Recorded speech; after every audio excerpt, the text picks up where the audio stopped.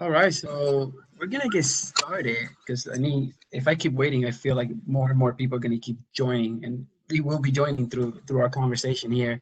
Well, good afternoon.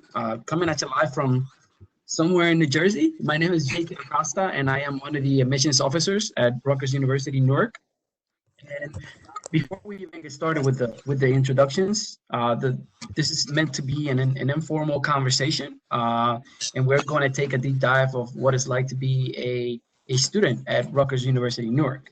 And in order to meet that, we have Oshi here with us. Oshi? Hi guys, my name is Oyeshee and I am a student at Rutgers. So I am a third year student.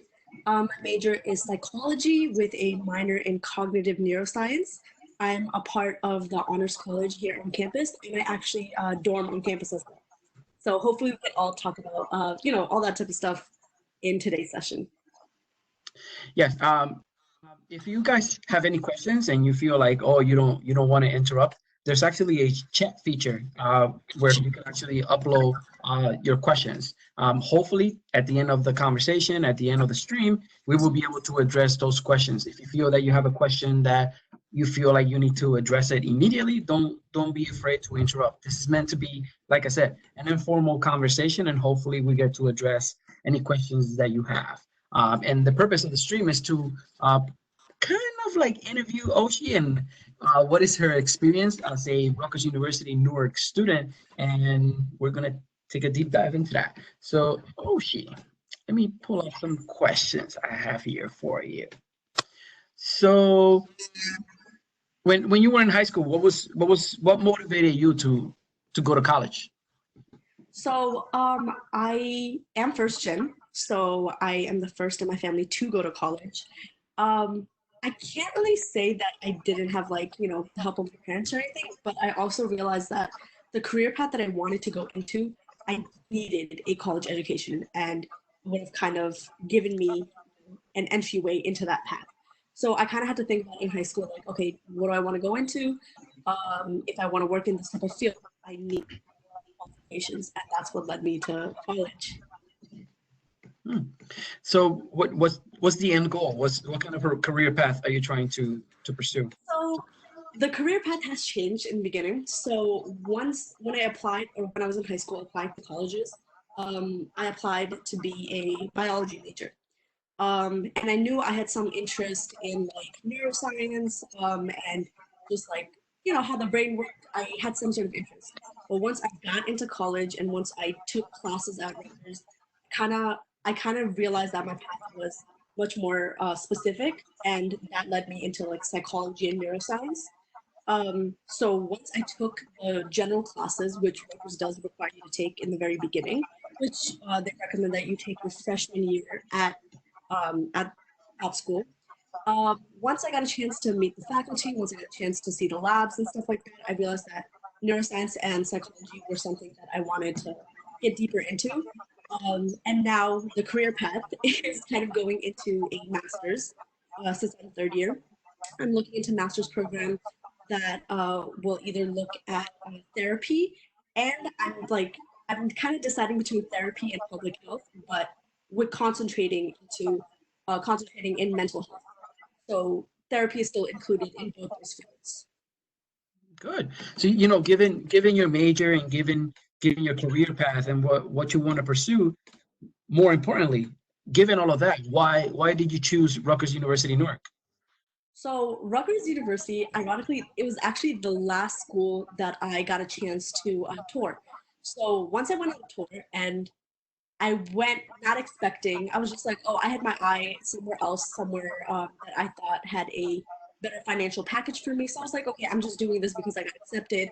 Let me take a look. Once I got a tour of the university and once I got to meet like other students while on tour, I realized that the environment really does matter, whether you're going to college. Like the environment on the college campus is a big factor, whether you will like your college experience or not. And one thing that I really liked was it was really diverse. Like that's just like that was a huge like plus. I was like I really loved how everybody, there's so much culture, there's so much intermingling, and like you feel like you fit in. and that was like a big deal personally for me. Going to a school where I didn't really like just I was just like the odd one out. I wanted somewhere where I had like no issues with other people and just going in and feeling accepted. And that meant not just accepted with my peers, but also with faculty. So I did end up, after my first tour, I ended up visiting multiple times because I wanted to make appointments with like my counselors and just meeting faculty there. And I realized instantly that it was like you're already part of the Rutgers family. Like it was, they want you to succeed and they want you to do well. And that was clearly shown. Nice. Going into the term of, diversity and inclusion and, making sure that everybody's accepted. Rutgers University Newark is not only something that we promote, but it's also that we take very seriously, something that we're very proud of. U.S. News and World Reports has ranked Rutgers University Newark as the most, not as one of, but as the most diverse university in the country for over 20 years. I believe this year we were tied for number one with a community college in Hawaii. So that just gives you an idea of how diverse the population and the students and the student body is within Rutgers University Newark. Thank you, Oyeshee. Oh, and just one thing I forgot to add. No, go ahead. Is yeah. So when I was so this wasn't on tour, but this was when I came back to make an appointment with faculty members. At that time, since I came in as a bio major, I was looking heavily on, and I still am looking heavily on like the research portion of the university. And when I was looking into all the universities, yeah, research was a big deal. I wanted to go somewhere that had a lot of research funds, that had a lot of labs that I could participate in. And luckily, I did choose Rutgers, and I've been since right after my freshman year, I started applying for lab opportunities, and I got to be a lab assistant, and I'm still a lab assistant in a different lab currently. I think the research aspect and the opportunity was a huge, like deal breaker. Yeah, this is one of the this is a good thing that you actually brought that up. This is one of the things that a lot of people actually do not know about Rutgers University Newark. Rutgers University Newark is actually classified as a tier one research institution by the Carnegie Foundation, which means that there is a high activity of research on campus. Not only do our faculty and staff take on research, but because there's so much research going on, there's actually a lot of opportunity for our students to take part of that research. Thank you, thank you. So, you have your major, you picked your school. So did you choose to commute, live on campus? How did you go about that process? So I'm in South Jersey. So when I chose Rutgers Newark, it was like 2.5 hours away from me. So I did need to dorm, and I've been dorming on the campus since my freshman year, and I'm still dorming. Well, not currently, but I was dorming. Yes. So my personal experience, I actually grew up in the city of Newark. So I always say that my experience is very different from what a lot of people experience there. One of the main questions that I get when I'm out on the road is that is it safe to live there? How did you feel about your safety while living on campus? That's really funny you mentioned that. So, as a student, since just some little background about me, I was living in like the suburbs, like in high school, and my parents are they're very just like, oh, why would you want to go to Newark? That's in the city. Like they were not a fan of any city, whether you say like Philly, whether you talk about New York City, Newark, like they were just not a fan at all. But I did learn a lot on my first tour there, and since I went with my dad, he was very like, oh, this is different. But luckily, the tour guides that I had, they were really helpful, and I got a chance to talk with them after. And they also dormed on campus, and they were telling me about their personal experiences, and they were like, really like, we're kind of like in the hub of a bunch of other colleges around us. So there's NGIT, which is like a sister school right next to us. There's Essex County, and then there's like the business school, which is like a few blocks away from the main campus. And they said like you'll always see police on like horses walking around or like on cars just patrolling, but like there isn't a single time where you won't just like even like students just like walking by. So that was just like a good heads up, and they were like they told me about the blue light system, which at that time I didn't know what it was, and it pretty much is just like usually on every block on campus, and on campus also means like the NJIT campus as well because we're right next to each other. There's these like poles with a blue like button, and that just once you press the button, you can talk to the Rutgers police, and they can come with you like within a few minutes. But that was just talk. So from my personal experience, actually staying there, it like I have never experienced a moment where I was like scared or anything. There has been they were right about like the horses and the police on the horses and stuff like that. They're always walking by, and the NJIT cops, the Rutgers, the RUPD, they are also by there. But I've never had to use the blue light. Like I never felt like I was in danger that I would have to press the blue light. Like it's just there. Like another thing that I did utilize on campus, which is like really amazing, and this is one of the only schools that I saw had it. On all my other visits at other universities, I did ask about this, and they did not have it. And what the thing is that if I call the Rutgers Police Department on their like not emergency number and let them know like, hey, I'm coming from the train station and it's kind of late. Like, can you come get me? Can you pick me up? They will pick me up within a few minutes for free, and they'll drop me back off at my dorm. And I've done this multiple times, whether I was at my friend's dorm by the medical school, and then I needed to come back home. I call REPD and just ask for an escort. And I've also done this on like nice days when I needed to walk to Penn Station, which is close by, but it's like a 15-minute walk. And just to make it easier, I asked them to just walk with me, and they will. So there won't be any time where they like won't come to make you feel safe. But Hmm. other than, like events on campus, like I live in the dorms, I've never had any issues. I've never had like theft or anything. Like nothing like that has ever happened to me. And like a lot of my friends do live on campus, and they say the same thing. Like there really isn't any issue. I think it's just like the stereotype of Newark. But once you like get a chance to like live there, go to school there really is like nothing wrong with it.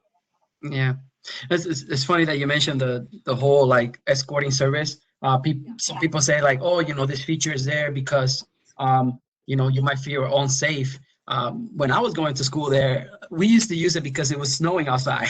Oh, it's snowing outside. I'm not walking from the train station, or oh, it's too cold out. I'm not walking. Like let's call RUPD and they'll give us an escort. So I've done that. we used to take advantage of these resources, because these resources are available for you. How you use them is really up to you. But I never had the mentality of like, oh, I'm using this because I felt unsafe. I use this for a number of other reasons. No, thank you for giving me that input. Now, I want to go a little bit more into more specifically your major, neuroscience, biology. Um, what kind of courses do you need to take in order to be able to graduate with a biology major at Rutgers Newark? So I actually changed my major, so I had to go through that. I started off with a bio major, and then I switched it into my sophomore year to psychology with a minor in cognitive neuroscience. And that wasn't hard to do. It was just like filling out a piece of paper saying like I'm going to switch my major. But other than declaring the major, so a lot of students think that, like, which I also used to think, that when you apply to college and you say that, oh, I'm applying for this major. So in my personal experience, I applied to Rutgers University with a bio major. I got accepted, and then I realized that I want to change it. Like I said, all you have to do is just like fill out a piece of paper and submit it, and then it's done. But to declare the major, you would go to whichever department your major is housed in. So if you're like a finance major, you would have to go to the business school. Or in my case, I was a psych major, which is in the psychology department. So I'd go there. You don't need to make an appointment or anything. I go there. They have like pieces of papers outside where it says like one is declaring your major. I have to sign it, date it, and I need to get it signed by a faculty member in that department.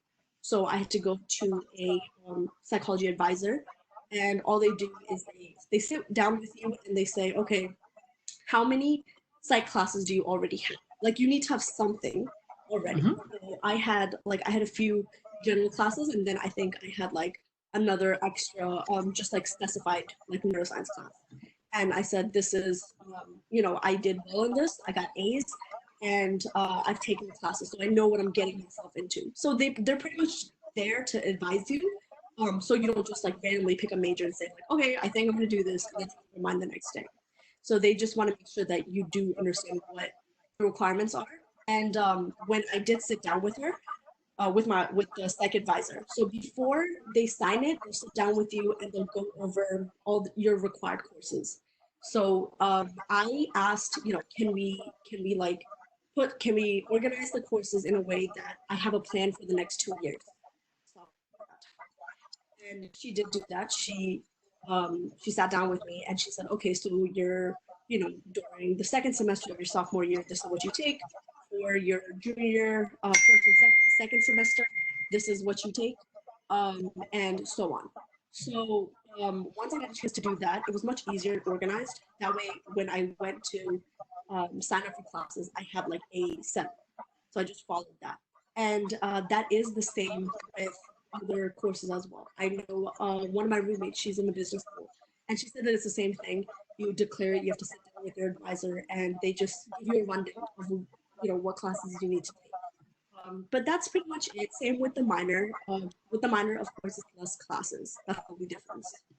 Yeah. So, obviously you've taken a number of classes within your major.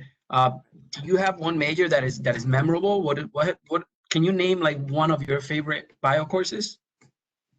One of my for my major, one of my favorite psych classes was Intro to Psychotherapy. I really liked that one because it was so specified. And I honestly did not think I would find such a specific class for the field that I'm going into. So in that class, it was very catered toward people that were going into therapy in the future, or like careers in therapy. And what we pretty much did was just go over different therapies that you can use on patients, how the daily life would be if you're going to have a career in that field. So just pretty much like the basic rules and regulations, what you have to know. And I think it helped me a lot because there's a lot of things that I didn't know that I needed to be prepared for going into psychology. What it would mean for myself and my mental health, and just the paperwork that also comes with it. So it was a glimpse of my future career, which I really enjoyed. It was really helpful. Yeah, psychology is definitely one of the most popular. I believe it's like our fifth most popular major within Rutgers University, Newark. So you have plenty of company there. Can you give me a little bit of a description of how you go about one of the most important process that I like to talk to students about is make sure that you meet with your academic advisor. How do you go about scheduling an appointment with your academic advisor? What is that relationship like? So, okay, so it's really easy to schedule an appointment with my advisor or advisors just because I have an advisor for the honors college, I have an advisor for my major, I have an advisor for my minor, and I have an advisor for the School of Arts and Sciences. So I know that seems like a lot, but I think we have a straightforward like website that helps me figure out when I can when they're busy. So pretty much it's just like a website I go onto. I'm pretty sure it's my run. But it's one of those websites you log in. I log in with my NetID password, and since it's catered to me, it will have all the advisors that I have, and I could choose. Okay, if I want to meet, like next week, if I want to meet with my honors advisor, I would put that down. They have like a like they have just like a bunch of buttons that you could just click for whichever department you want to go into. If I wanted to do the honors college, that's one department. If I wanted to do a psych advisor, there's a psychology department. And just click that, and then it'll have like a whole rundown of times that they're available, and then you would just choose which hour that you want to come in. So as of right now, since we're doing everything online, I had two appointments on Monday um, with two of my advisors. So I met with my honors advisor and I met with my School of Arts and Science advisor, and that was just like a video call, it was a WebEx video call for an hour. But on a normal basis, I would go. make the appointment, and then just like show up, and we'd have that for now. But I realized when like we're doing this in person, a lot of the advisors, because I've seen so many of them, they don't really care about the 1 hour. If you have a lot of questions, if they see that you are struggling to figure out your schedule, or just whatever the issue is with your classes, they will take the time to sit down longer with you and go over it. Like that's one thing I really do appreciate about like our advisors. Like they will take the time. Like they're not going to be like, oh, it's 1 hour, you have to leave. So they help you get the job done. Yeah, your experience is very representative of like what I hear from other students also. They always say that one of the things that they appreciate is that when they make an appointment with an advisor, or when they're speaking with a faculty or staff person, anybody or any administrator within the university, they always say that they take their time. It's not like you're there for half hour and okay, we're done. No, that's not how it works. They take their time to make sure that you're following a successful path, and that if you're facing any challenges, even if they can't solve those challenges for you, they will usually connect you to the right person to make sure that your challenges are addressed. So yes, that's something that I personally am aware of. Uh, Another question. Um, so hopefully we have a lot of students here, that maybe a lot of juniors or maybe some seniors that are currently going through the enrollment process. Um, if you were going through the enrollment process right now, um, what would you do different? I would apply more to the programs at the school that I chose.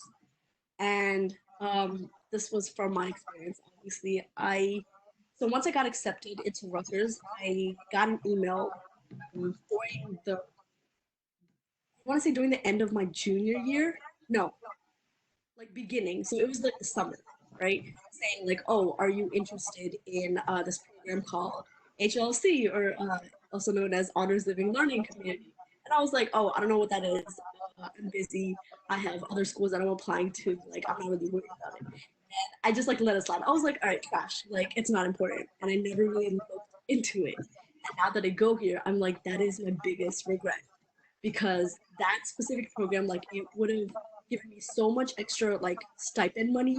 It would have paid for my dorming. It would have paid for my meal plan. Like, it would have paid for pretty much the college experience.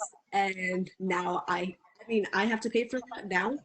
But having, if I could go back in high school and like redo that entire process, I would totally apply for that. And I knew that like even for other schools that I was applying to, I never really took the time to look at their individual programs. So I kind of like to tell like my friends in high school now that are like applying, like, take a look at, yes, like you're gonna put down your major and your minor and whatnot, but take a look at all the programs that your school offers. I know it does take a lot of like extra effort. It takes a lot of like research, and I know like as students, it's already overwhelming, especially like if you're first gen, because you don't know like what's going on. This is your first time doing it. Who's there to help you?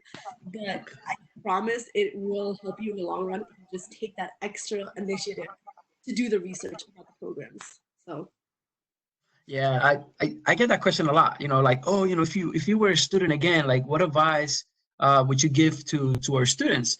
Um, and I mean, one of my go-to answers is make sure you're checking your email.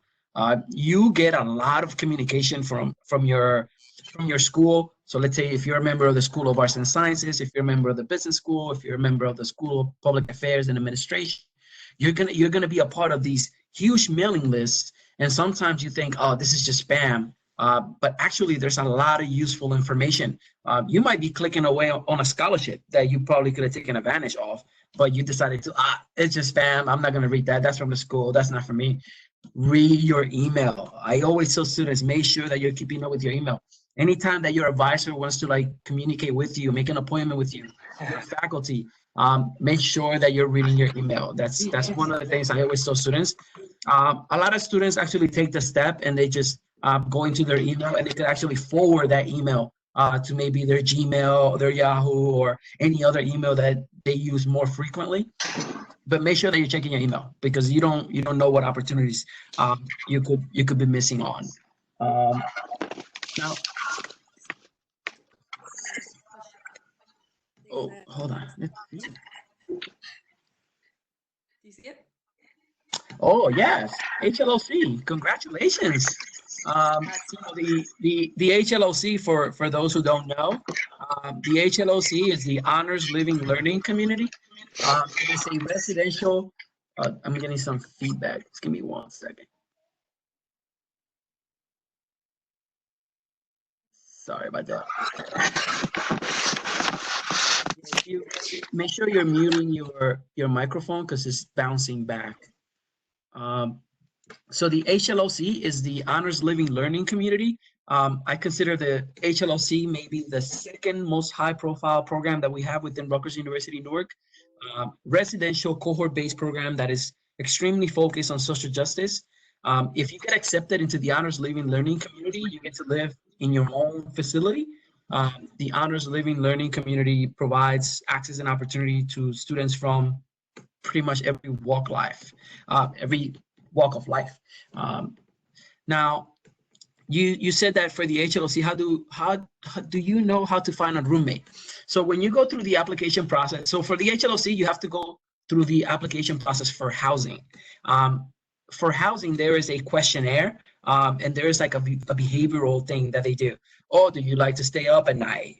Do you like to cook breakfast in the morning? Are you an athlete?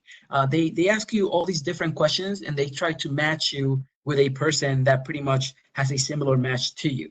Now, through the housing application, there's actually the opportunity for you to add other roommates. So for example, if you know somebody that it's already going through the application process for housing and you know this person for sure is coming to housing, you want to add that person as a possible roommate on your application. But that person has to add you on their application also. Make sure that you communicate with them. It can be kind of awkward if you do that and they don't. So just make sure that you have that communication ahead of time, to make sure that you know that gets done for you. But that's very common. That we do facilitate that for students. Very common thing. So let me another and question here. Go ahead, Oshi. yeah, I was gonna say it is also the same. Since I wasn't in HLC, I got the same housing email, and I pretty much did the quiz that said like, oh, are you like a quiet person? Do you like to, are you okay with noise? Just stuff like that. And I filled it out, and I was put on a like moderately like silent floor because I wanted to be like a little less noisy when I was studying. So they do well trying to put people together, and I actually picked my roommate. For those of you who already don't know, there's usually like a bunch of like Facebook groups or like Instagram groups or anything, saying like, oh, if you're class of, I think what this is 2024, so it'd be like Rutgers Newark class of 2024, and that's where I actually met my roommate. So she ended up being from Maine, and we've never seen each other, and we just like clicked on Facebook, and we exchanged RUID numbers, and that's what you need to room with that person. So in the housing form, I put, this is my name, this is my roommate's name, and this is her RUID. And that's how we figured out that we were living together. And I still live with her in my third year. So, well, Yeah, you'll make some good friends. I know people that became roommates from going through like orientation. Oh, they went orientation, they were sitting next to each other, and they're like, "Oh, are you living on campus? Oh, so am I. Do you want a room together?" So you never know where these roommates actually sparked from. So don't be afraid to make those new friendships and those new relationships because you never know where they're gonna take you. So I'm gonna go to the next question here from Samantha Silva. Hi, Samantha. So how was the application process for you? How did you handle doing everything? And did you get any help from anyone? Oshi, you want to address that? yes. Hi, Samantha. So the application process, I'm not going to lie, since I applied to a lot of schools, it was overwhelming. And I'm sure you guys feel overwhelmed also. I know for someone, I didn't get any help because I'm the first one going to college. And it was difficult, but I think the best way that I got help was, I know I called Rutgers so often. So I'd call their main line, and I'd ask for like help. And one time I really stayed on the line for like 45 minutes because I was like, I really need help filling this portion of the application out. Can you help me? And they did do it. So Rutgers was really helpful with that. And it's ironic because now I work there. But it was, I think that was my biggest help. Like that was my biggest help. Like they were always able to help me, or they direct me to a department that would. Yeah. So how did I handle everything? Once the application process was in, that's just the hardest part. Like that was that. But I also did get a little help from my school uh, teachers that I had because I let them know I went to my professor and I let them know like, hey, could you please read my essay? Could you please advise me on this or that? And they did. So please realize that like they are there for you. Um, but other than that, like once that portion was done, I was set. Um, but I think another like big issue, I don't know if it was big. I think it was just like a lot of paperwork. Was I filled out the FAFSA by myself, so I was just sitting there with like all the paperwork and stuff trying to figure it out. But once I figured it out the first time, now I can easily do it. So like I said, if you are filling out your financial aid or application, it's just a one-time thing. Just apply for it, and then like once you get over that, you're good. And every year, it's not like you have to apply every single year. With FAFSA, it's like a renewal thing, so it's super easy. But other than that, it's pretty good. Yeah, it wasn't bad. So, I mean, when it comes to like helping students with their applications, we do have resources for that. You know, we have the Office of Admissions. If you encounter any challenges, any issues, my application is not going through, I don't know how to answer this question, you can reach out to the Office of Admissions. Hopefully at the end of the conversation, I could provide you with my email, our phone number. And if you encounter any problems, we're more than willing, more than happy to address those issues for you. And the same thing goes with financial aid. Financial aid is a very complex process. You know, if you have questions about how to complete your financial aid application, we have financial advisors that can help you with the process. You want to appeal your financial aid award? Yes, we have a process for that. Scholarships? Yes, you know, we have a process for that. So if you're facing any type of challenges, do not hesitate to just communicate with us, and we will help you. And if you contact somebody and they don't know the answer to the question, there's a really good chance they do know the person that could help you. So like I said, do not hesitate to contact us. So let me go to the next question here. And guys, so I'm reading questions here from the chat. There's actually a chat feature on the stream. So if you have any questions, you can see the questions that I'm reading from. So, oh, we got Samantha already. Nadira. So what is the chance of getting a job after graduation, especially in the medical field? So oh my God, that's a really good question. And we always have, I always have a challenge addressing this question because it depends on, it depends on what medical field, are you planning on going into the medical field right after graduation? Are you going into a physician assistant program? Are you going into graduate school? Are you applying for medical school after graduation? So there's a lot of ways to address, getting a job. Every field has a different job placement percentage after graduation. I'm going to say that when it comes to the Rutgers Biomedical and Health Sciences School, they have some programs that are close to 100% job placement after graduation, and some of them are even 100% job placement after graduation. Some of these programs include physician assistant, physical therapy, occupational therapy, medical imaging. Some of these programs have very, very, very high job placement rates after graduation. Right.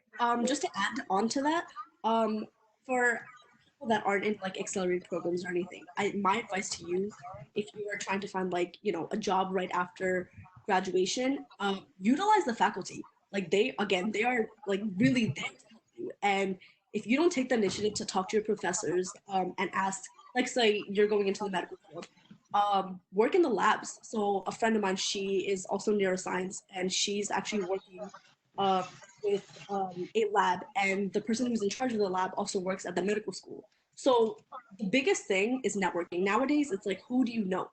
And you need to take that initiative and meet with the professors and just, let them know that you are interested in this field, that you want to, get some hands-on experience. And it's very good to have that hands-on experience, especially when you are applying to these jobs. That way, employers also know that you're not just, you didn't just go to school just to go to school. Like you actually took that extra step and, took the initiative to talk to your professors, to talk to faculty, and start working on campus. So working in the labs and whatnot. But yeah, that's a great way to, boost up your resume. Thank you, Oyeshee. So I have Tori Diamond here, and I believe she has two questions. So, what percentage of Rutgers are in-state And what do students complain about the most at Rutgers University? Oh my God. What percentage of students? I guess that differs from campus to campus. I would probably say at Rutgers University, Newark, I'm gonna say around 10%, maybe a percentage off, percentage more. I want to say around 10% of our students are from out of state. Like I said, we have been ranked as one of the most diverse universities in the country for over 20 years. So we do have a significant number of international and out of state students. Okay. And what do students complain most about? The one that I like to use for this is parking. Parking seems to be a challenge. You have to really manage your time when it comes to parking on campus.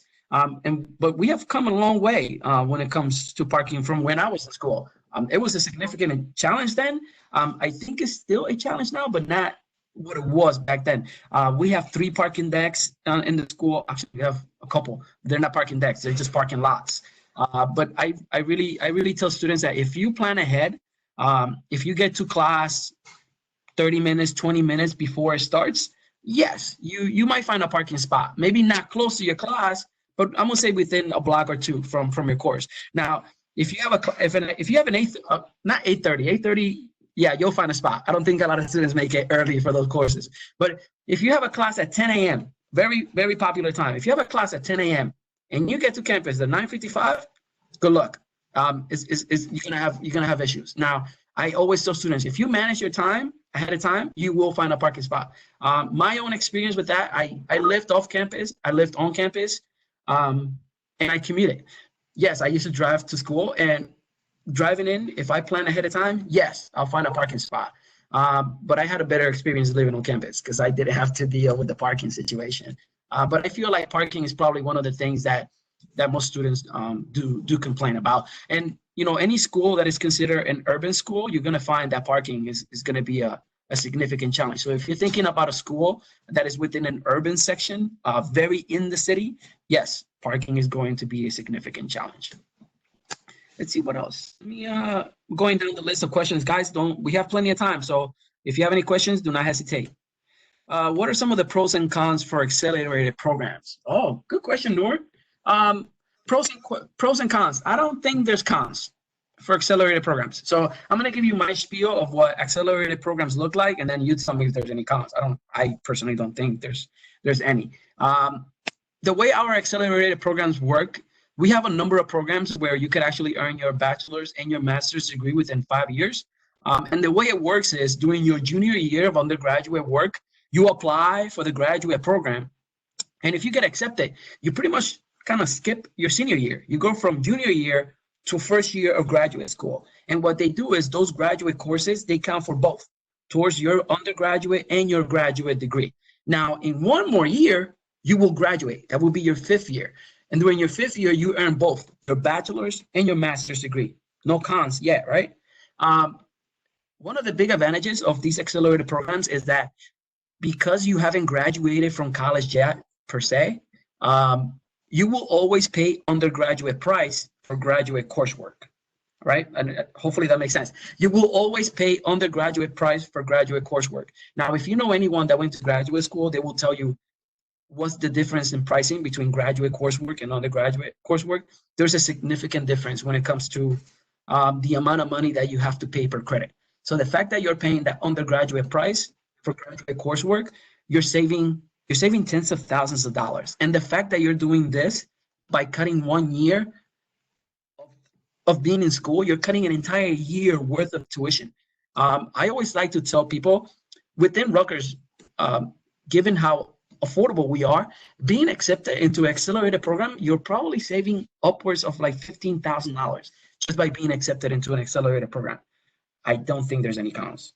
I personally don't think there's any cons. I actually did both my undergraduate and my master's degree at Rutgers University, Newark, and I should have done the accelerated track. I was fortunate enough to get a scholarship for my graduate program, so I didn't have to deal paying for that. But for students that I know that are dealing with paying for that, doing an accelerated program would have significantly saved them a lot of money.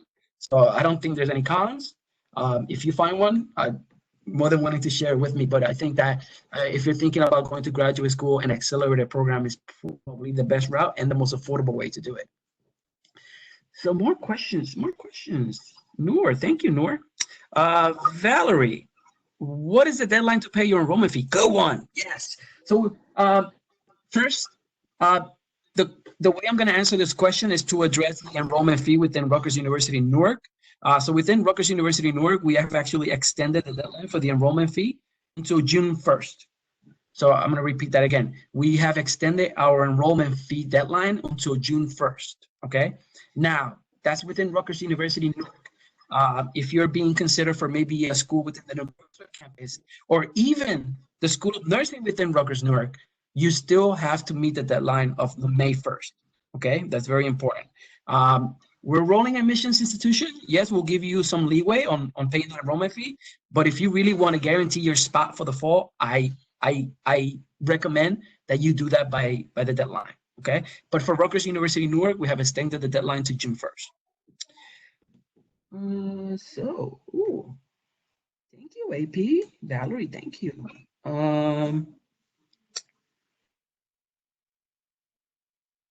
So Jenny, hopefully, if I skip your question, don't hesitate to sell out, say, scream something, okay? Are there opportunities to explore different medical fields, even with dentistry, perhaps? Yes, good question. So within Rutgers University Newark, we also have RBHS. Now, RBHS is considered, I even consider another campus. It is another chancellor-led unit within Rutgers University. So we have Rutgers University New Brunswick, Rutgers University Camden, Rutgers University Newark. Rutgers Biomedical and Health Sciences School is considered its own entity. So the New Jersey Dental School, it's a part of the, I would say part of the Newark part of the Rutgers Biomedical and Health Sciences School. So when it comes to dental hygienist, there's of course, dental hygienist is one of them. The School of Dentistry, those are part of the New Jersey Dental School within RBHS at Rutgers Newark. Opportunities to explore different medical fields. Hopefully I answer your question. Now, when it comes to the special programs within the Rutgers Biomedical and Health Sciences, I always tell students to visit their website. Just do a quick Google search, Rutgers Biomedical and Health Sciences School, hundreds of programs. If you want to explore different medical fields that we have available, I wish I knew, because there's so many different opportunities. And let's say you're thinking about sonography, for example. There's like 7 or 8 different sonography programs within the Rutgers Biomedical and Health Sciences School. So even within one field, there could be subfields that you might never heard of that you might be interested in. So I highly recommend that you visit the website, Rutgers Biomedical and Health Sciences School. Check it out. And Jake, just to add on to that, if you just want like just a general idea of like all the different fields that are, in the medical field, I would recommend joining like the pre-health department, or joining like MAPS. That's one of the clubs that we have on campus. So a lot of the pre-health clubs and societies, those, what they do is that they pretty much are there to like educate you on all the fields in the medical field. And some of the programs that they hold are like having like a panel come in. So the panel will have like a dentist, there could be a physician, a pediatrics, someone from pediatrics, or someone that's working in the emergency room, just stuff like that. That way you can talk to people that are actually in the field and just get some advice from them. So I totally recommend that you do join the clubs and just network with them also. Thank you, Oyeshee. So I have Reba. So Reba has a really good question here. Hopefully this is for the juniors, for all the juniors, watching right now. Is it too early to start applying for college? If you're a junior, yes, because what happens is that application is not yet available. For juniors, that application will become available in September. So the current application that we have right now is for spring and fall 2020. So then when the new application comes out in September, it will be for the spring and fall 2021. So that application is not yet available. Now, does that mean that you cannot start preparing for this process? Absolutely not. If you want to submit letters of recommendation, if you're thinking about a specific program, visiting your school, the schools that you're interested in, this is the time to do it. Well, maybe not visiting, because I'm pretty sure a lot of schools are closed. But if you want to take a virtual tour, if you want to visit some of the streams, if you want to talk to students, talk to alumni, this is the time to do that, because by the time September comes, you want to submit all these applications by November 1st, mid-priority enrollment deadline. Then December 1st comes about. You want to meet your regular admission deadline, your scholarship deadlines. So you want to do all the research now, so that when September comes, you know where you're applying to, who you spoke to. This is the school I want to apply to. I know all the information about this. You did your research. You don't want to start your research in September, because you're going to lose a lot of time. You want to focus on submitting those applications once September comes, okay? So Layla, how are classes like regarding size, and did it affect the way you learn during classes? Oyeshee, how do you feel about this question? How are classes in terms of size, and did it affect your learning during class? Yeah, so that's actually one of the other things that made me choose Rutgers, specifically Newark, just because I wanted, from my high school experience, I don't really learn well if there's like a lot of students, and I wanted to go to a school with like a just like a high school size classroom. Like that's what I was looking for, where I could easily talk to the professor and the professor would know me, because my counselors in high school would always just be like, you need to have a good relationship with your professors, because these are the people that are going to be writing your recommendation letters in your like junior, senior year. So I wanted to go somewhere where I wasn't just like a number. Like I wanted them to know me, and I wanted to have a good relationship with them. And at Rutgers, I realized that a lot of the classes are like high school sizes. So they're about, I want to say like 25, maybe less, 20 to 25, just average from like the classes that I've taken. The only time it's been like a lecture hall, even that the lecture halls are like, they're not that many students. Like I can still, at the end of class, I could still go up to my professor and talk to them and stuff. The only time I had to take that is for my like general classes. So it would be like Psych 101 or Psych 102. And those are just larger classes. But after that, like mostly after your freshman year, you're in like much smaller groups, because they want you to, go deeper into your field, and the small classes do help a lot. So I can't really complain about the classes. Yeah. So I have a question here from Nadira. So Nadira has a question specifically about the School of Nursing. Are there any specific requirements for the School of Nursing? Nadira, are you there? Yeah, I'm here. Hi. What do you mean in terms of like specific requirements? You mean for admission? Yeah, I'm talking about admission. Yeah, so for admission, I consider the School of Nursing to be one of the most competitive programs within Rutgers. Not because of like the requirements, but because of the number of slots. There's not a lot of slots available within the School of Nursing. In terms of requirements, I'm going to say from experience, above a 3 I want to say like above a 3.5 GPA, and definitely above a 1250 on your SAT. And you definitely want to focus on the math section of your SAT if you want to be considered for the School of Nursing. Our School of Nursing is one of the, I think it's like top 100. I wouldn't be surprised if it's one of the top 50 nursing programs in the United States right now. Very high in demand, especially with everything that is going on right now. It is one of the programs that I like to say is close to 100% job placement after graduation. Our School of Nursing, almost everybody knows Rutgers Nursing. In terms of special requirements, like I said, it is more competitive than a regular programming. I'm going to say if for Rutgers University Newark specifically, I'm going to say above a 3.1, between like a 3.1, 3.3 GPA, maybe above an 1100 SAT will get you. It's like a significant chance of you being admitted to our university. We have an acceptance rate of around 67%. So we are a very accessible university. Now, that does not apply to the School of Nursing, just because they're a little bit more competitive than our regular programming. Hopefully that answers your question. Yes, thank you. Yeah. Now, if you have any questions about our School of Nursing, I'd highly recommend you visit our website. Just do a small Google search, Rutgers School of Nursing. I actually do Rutgers School of Nursing curriculum. You can actually see every class that you're going to take for the next 4 years. That's how structured their programming is. You'll know every class that you're going to take for the next 4 years today. Highly recommend you visit their website. So I'm going here into Jenny with the labs that Oyeshee talked about. Oh, Oyeshee, this is you. When do those take place? Are they during time or breaks, or are they periodic and continuous over the school year, or both options? How are your labs, Oyeshee? Yeah, so the way that labs work, once once you do your lab interview and they accept you into the lab, the way that the labs will work is that it technically is a 3 to 4 credit class. So you'll get a special permission number from the lab director, and when you go to sign up for the lab on your schedule, where you make your schedule, you just put in that number.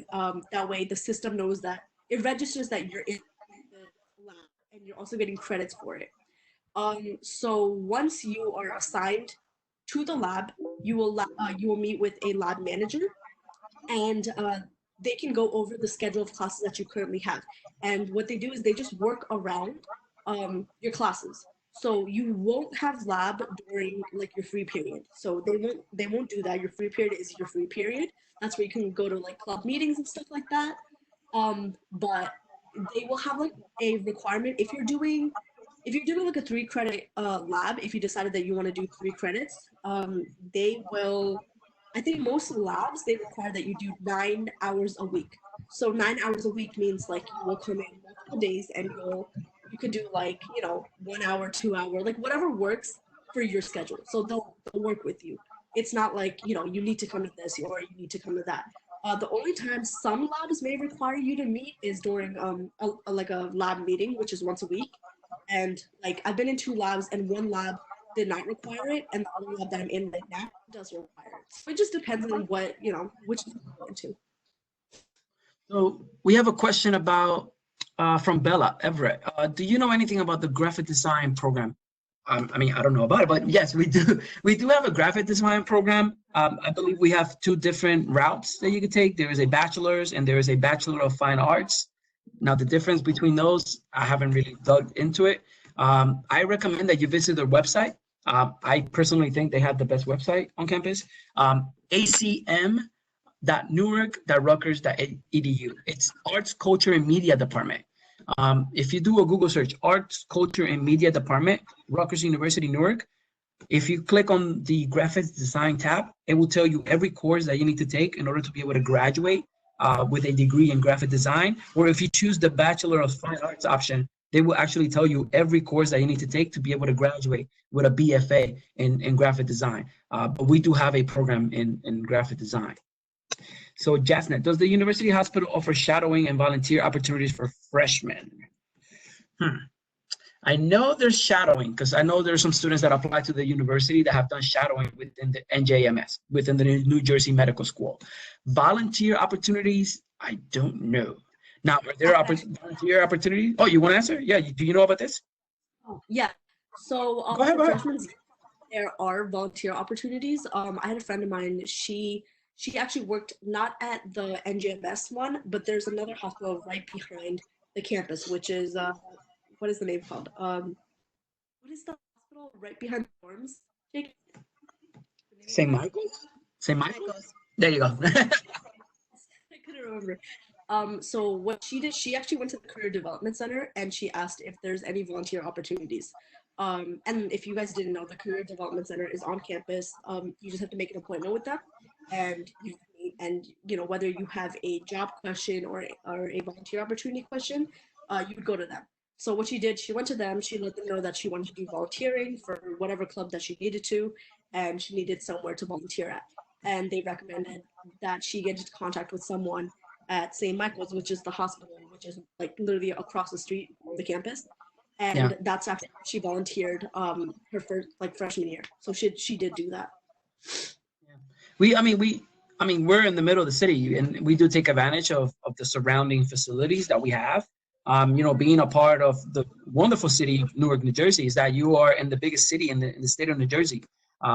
we have hospitals, we have courts, we have an airport, we have train stations. I mean, when it comes to internships, volunteer work, job opportunities after graduation, and even shadowing, there's plenty of that. Just because it's not available now doesn't mean that a student can go there and make those pathways themselves. It is very common for a student to visit a specific department around the city of Newark and say, oh, you know, I want to do an internship, and they could start their own program themselves. So if you think that you have an idea for something new, don't stay quiet. Say something. You know, you could start your own thing. Yeah, it's a rocket probably. Hi, I'm sorry, I didn't hear you. Oh, she was speaking to somebody else.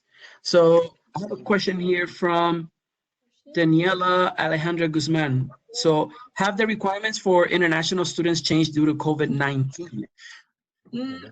So the only requirement that I know has changed is the waiving of the SAT or ACT or test score requirement for students applying to Rutgers University, Newark.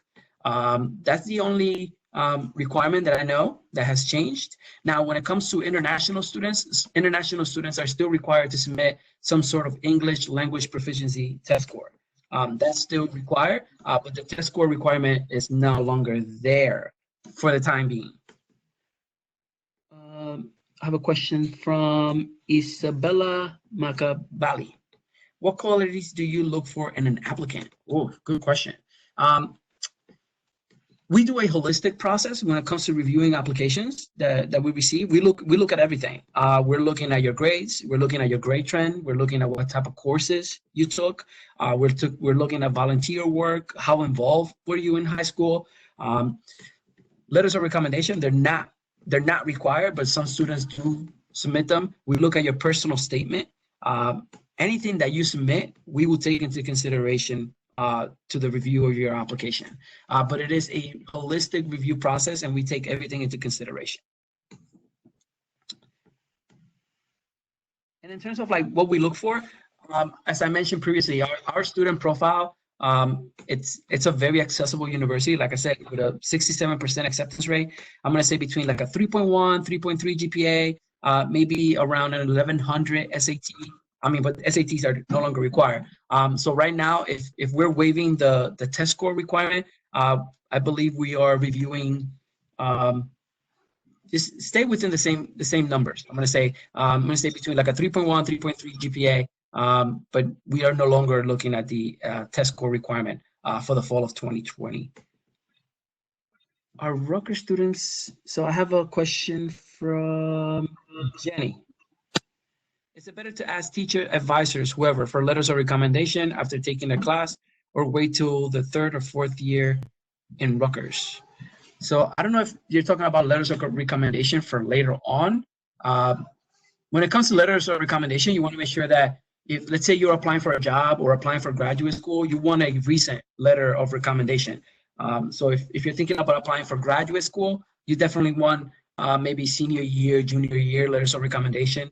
Maybe a letter of recommendation from your academic advisor, your guidance counselor, a supervisor at your job. Those are the most significant letters of recommendation. Letters of recommendation from family members, maybe not so good. But if you're submitting letters of recommendation from like an advisor or somebody who you have a professional relationship with, those are probably the best option for you. And just to add on to you, J-Kid, so letter of recommendations, I know there are a lot of, like, if you are, well, not this year, but if you wanted to like study abroad, right? So from my experience, I originally had plans to study abroad for the summer in Italy, which isn't happening. But for programs like that at Rutgers, you need to get a recommendation letter. You need 2 recommendation letters from professors that you've had or advisors, right? So, you know, I would have already needed to take their class, and I would have already needed to have a good relationship with them to get these letters. So, you know, it's never too early to, you know, reach out to your professor and just let them know, like, hey, I might be doing this program and I might need a recommendation letter. Would you be open to writing it? Because you shouldn't just like give them that email like a month before it's due. I've been told like a heads up, like at least like 4 months ahead, 3 to 4 months ahead, because they are busy people and they need to confirm with you if they can even write it. Like you might be a really good student, you might have done really well in their class, but they need to be like available to write it. So just, make sure if you do need a recommendation letter, give them that email way before it's due. So I have another question from Layla Smith. Have requirements changed for juniors? We just went over that. The only requirement that has changed is just the waiving of the test score requirement for the students that are applying. We understand that, some of the tests that you might have scheduled this year, might have been canceled due to the COVID-19 situation. So currently, that's the only requirement that we're waiving. What is the acceptance rate into the BAMD program? Oh, all right. So the BAMD program, I consider the BAMD program to be the most exclusive, most competitive program within Rutgers University, Newark. We usually receive upwards of 500 to 600 applications every year. I believe last year they accepted upwards of around 20 students. This year it was less than 10. So yes, the acceptance rate for that program fluctuates from year to year. It's a very competitive applicant pool, very, very competitive. There is no GPA requirement for this program, but you need to graduate within the top 10% of the graduating class within your high school. And you need to be above a 1400 on the SAT. This is one of the programs that is not waiving the test score requirement, okay? Very important.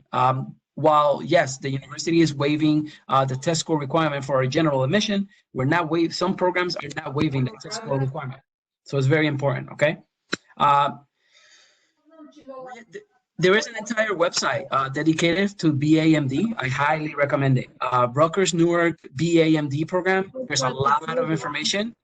My contact information is right on the website. If you have any questions about the program, do not hesitate. Even though like you have to be the top 10%, and Yeah. you have to have 1400, they're not waiving it. I'm sorry, I didn't get the question. Yeah. Oh, I think she's talking to somebody. Oh, I think she's talking to somebody. Okay.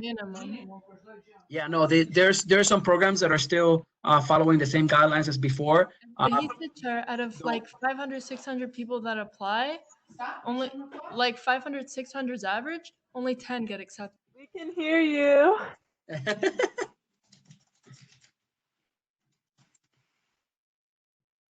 All right. I think we lost her. All right. No, so this is, like I said, this is one of the most exclusive, most competitive programs that we have within the university. Now, I'll tell you this. Yes, it is the most competitive program, but every student that is admitted into this program is awarded a presidential scholarship. You pretty much get a full ride if you get accepted into this program. Yes, it is competitive. It is a 7-year medical program. Like I said, very exclusive program, but it's a highly known program, and there's a lot of benefits of going through the application process for this specific program. There's a website that has very detailed information about the program, and I highly recommend. Actually, I don't recommend. I go to the website. There's a lot of information about this program that you need to know. I am one of the first reviewers for the program. So if you have any questions, my direct contact information is right on the website. And if you have any questions, do not hesitate to reach out.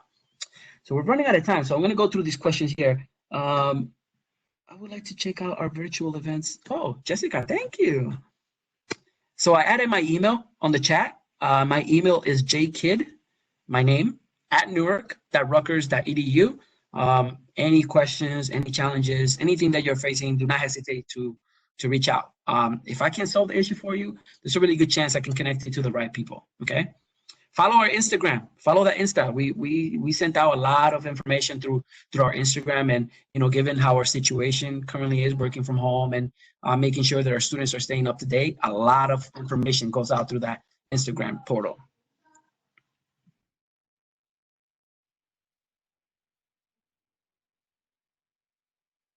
Oh, so the TEPS optional, option for students is only for the current period. That's for the seniors. So if you're a junior, we still don't know if that's going to be waived. That's still pending. But for the current application cycle for the fall of 2020, they have waived that requirement.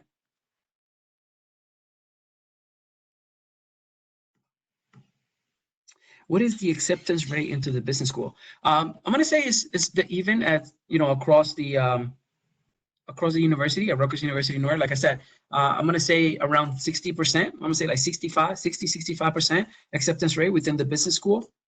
I'm going to say it's slightly more competitive than our regular admissions program. But the business school, it's one of the top public business schools right now in the tri-state area. We have the #1 public MBA program in the tri-state area. Our job placement rate is over 90% within the business school. So if you're thinking about business school within Rutgers University, Newark, accounting, finance, management, marketing, management, information systems, supply chain management, just to name a few, we have concentrations in real estate management, concentrations in entrepreneurship. There's a lot of opportunities, and some of the recruiters, you might be surprised. I mean, we're talking about JP Morgan, Goldman Sachs, Merrill Lynch. Prudential happens to be one of our #1 employers within the business school. We have Verizon within walking distance of our campus, PSE&G, and that's just the private sector. When you're talking about the public sector, forget it. Probably every department in the public sector does recruit students from the Rutgers Business School in Newark. And the last question I have here is from Jasneet. Do you have to apply for BAMD program during freshman year, or do you apply during sophomore year? So if you want to be considered for the BAMD program, you have to apply graduating from high school. Coming from high school, you apply into the BAMD program as a direct admission. You apply graduating from high school, going into college. There is an option for you to apply after you become a Rutgers student, but you'll have to go through the pre-health department at the Office of Academic Services if you want to follow that route.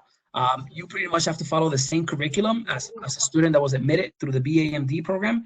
And if you are at the same pace as those students, they might give the opportunity for you to join that cohort.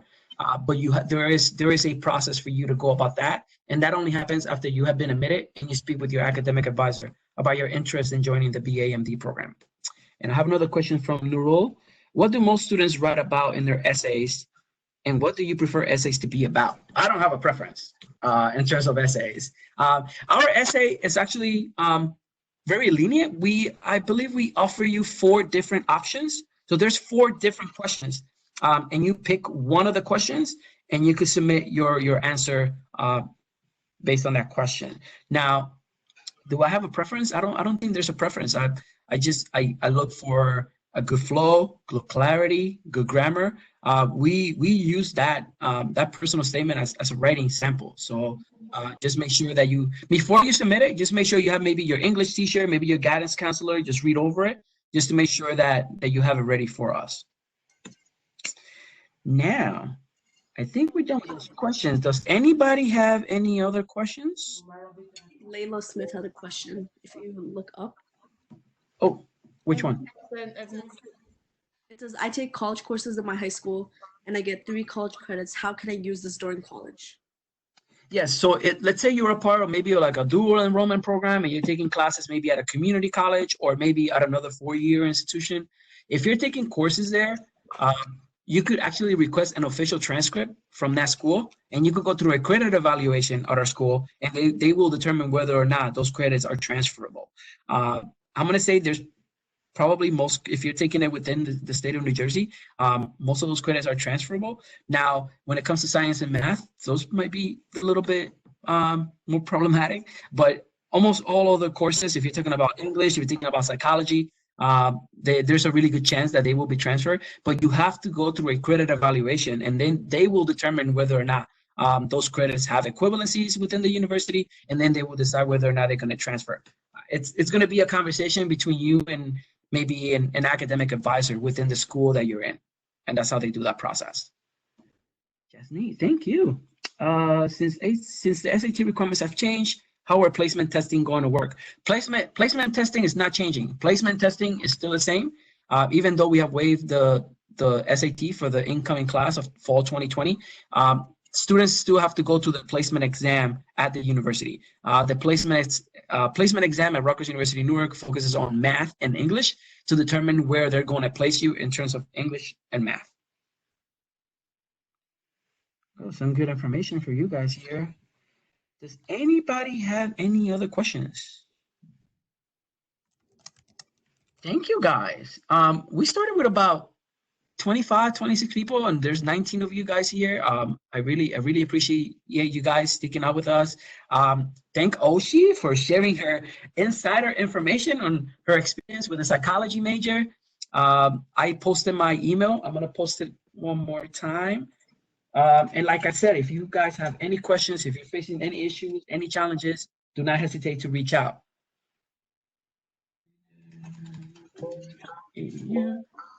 That's my email. I'm very active. Usually within 1 or 2 days, I will send you a response right away. And if it's something that is urgent, just let me know, and my phone number, I'll send it right over. Thank you, guys. Thank you, Isabella. Thank you, Jasnade. You guys have a good afternoon. Thank you.